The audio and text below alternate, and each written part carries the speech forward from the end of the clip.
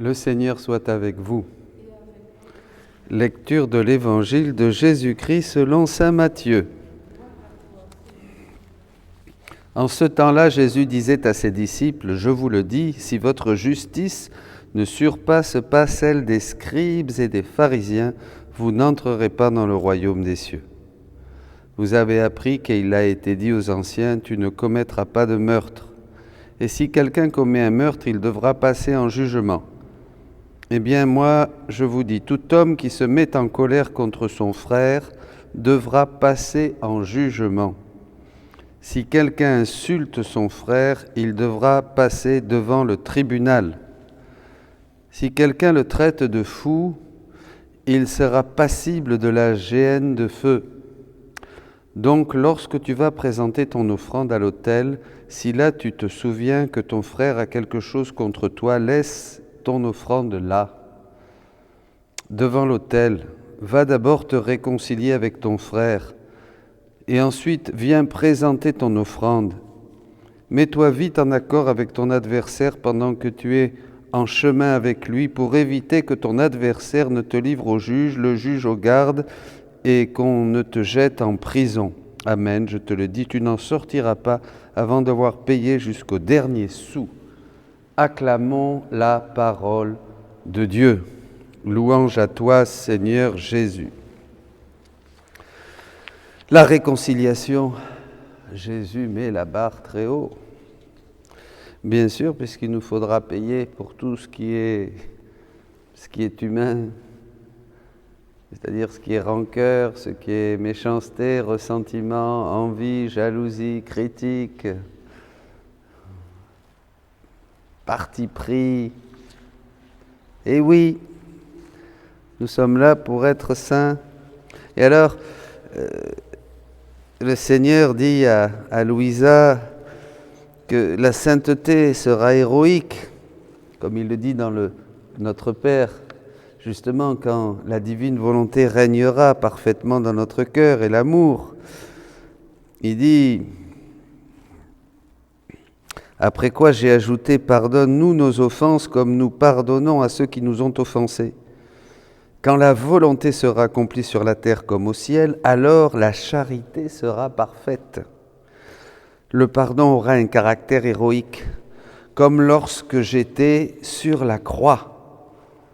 Cela se produira lorsque l'homme mangera le pain de ma volonté, comme moi j'ai mangé le pain de ma volonté sur la terre, dit Jésus. Quand il était dans son humanité, comme il a mangé le pain de la divine volonté sur la terre. Il faut corriger un petit peu là. Vous comprenez, Jésus, je n'ai d'autre nourriture que de faire la volonté de mon Père. Alors les vertus seront vécues dans ma volonté, recevant la marque d'un véritable héroïsme et un caractère divin. Elles seront comme des petits ruisseaux qui s'échappent de la grande mer de ma volonté.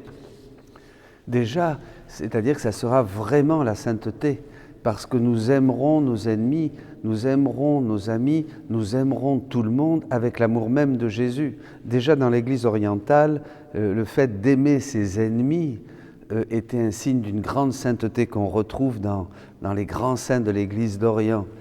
Ils aimaient, le cœur était transformé en Jésus, en Dieu, et ils aimaient vraiment avec l'amour même de Dieu. Mais c'est ce que Dieu veut nous donner dans sa divine volonté, une sainteté héroïque parce qu'elle est de caractère divin. Et cela s'acquiert comment ? Eh bien, ça s'acquiert par la constance. Dans un autre texte, là je vous partageais un texte du 15 mai, du 2 mai 1923, au volume 15, mais Jésus dit dans le volume 7, et c'est là où je veux attirer votre attention pour ce carême. Parce que si nous fixons cela comme, je ne sais pas, comme point important, comme la chose la plus importante à travailler, eh bien nous verrons que ça va nous éviter beaucoup de purgatoire. Puisqu'il faut être saint comme Dieu est saint. Ma fille, il est nécessaire pour l'âme de faire le bien avec constance et de se conformer au dessein de Dieu sur elle. Le bien avec constance, eh bien, on le fait quand justement on est tenté, quand on est découragé, quand on a envie de changer, quand on a envie de répondre à son ennemi, quand on n'a pas envie de pardonner. En fait, quand nous ne voulons pas aller plus loin et marcher vers une sainteté héroïque que Dieu veut nous donner, bien sûr, dans sa divine volonté. L'âme ne doit pas être un jour patiente, humble et obéissante, et un autre jour impatiente, fière et volage, parce qu'ainsi les vertus sont détraquées, un mélange de blanc et de noir, de lumière et de ténèbres, où tout est confusion. Les chemins qu'empruntent ces âmes ne sont pas ceux du Créateur. Les conflits pullulent chez elles et nourrissent leur passion, lesquels cherchent la victoire avec l'aide des démons, qui sont toujours là, bien sûr, pour aller dans le sens de la chair, pour nous pousser dans le sens contraire à la vertu, dans le sens du vice, dans le sens de la méchanceté. Mais c'est nous quand même, avec notre libre arbitre, et Jésus le dit très clairement, justement dans la deuxième partie du commentaire du Notre Père, il dit qu'il ne peut pas enlever à l'homme cette liberté qui le fait à son image, à l'image et à la ressemblance de Dieu lui-même. Cette liberté, il ne peut pas enlever ce libre arbitre.